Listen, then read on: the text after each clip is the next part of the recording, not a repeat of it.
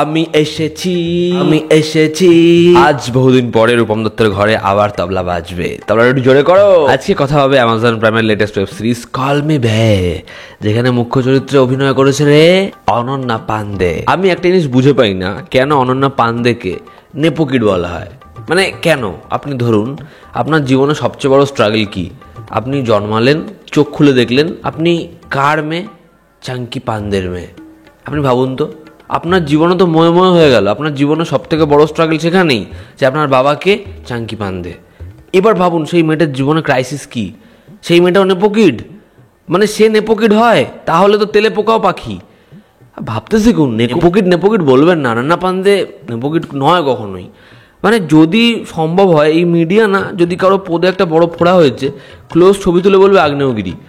আরে অনন্যা পান্ডে নেপোকিড, এটা কখনো সম্ভব? একদমই না, আমি এটা বিশ্বাস করি না। তবে আপনারা যাই বলুন, আমি কিন্তু অনন্যা পান্ডের যে কন্টেন্ট হয় সেটাকে খুব সিরিয়াস নিই, ভীষণ সিরিয়াস নিই। যবে থেকে আমি বিন্দু মাসি সেই ছবিটাকে কাল্পনিক নয় ভাবা শুরু করেছি, যবে থেকে আমাদের কুণাল বাবু তার স্টেটমেন্টকে আমি ভীষণ গুরুত্ব দেওয়া শুরু করেছি, ঠিক তবে থেকেই আমি কিন্তু অনন্যা পান্ডের যে এরকম ধরনের ছবি ভালো হবে এটাও বিশ্বাস করা শুরু করেছি।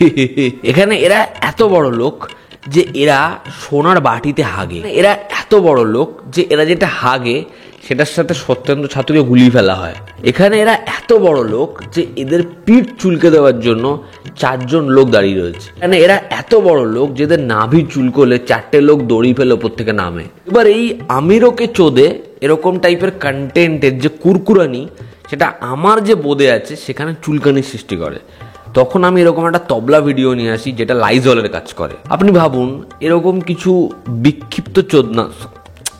বিখ্যাত মানুষদের বায়োপিক যদি কখনো হয়, যেমন উর্ফি জাভেদের বায়োপিক হলো, তো সেখানে ফার্স্ট চয়েস কে থাকবে? নির্দ্বিধায় অনন্যা পান্ডে।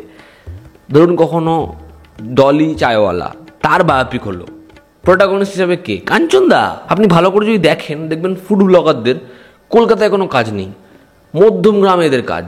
মধ্যম গ্রামে 5 টাকায় বিরিয়ানি, মধ্যম গ্রামে ঘি ঝরে ঝরে পড়ছে, ঐতিহাসিক ঘি নাকি।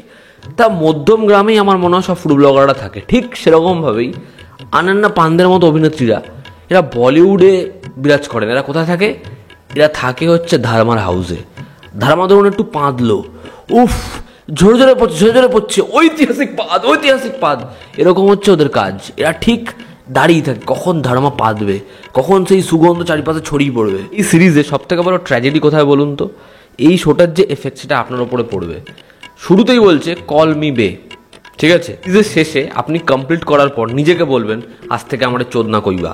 তবলাটা থামিয়ে দে বাবা। আপনারা যারা শোটা দেখেছেন আপনাদের কি অভিমত জানাবেন। জনতা আমাদের পাশে আছে। আবার দেখা হচ্ছে। জয় তবলা।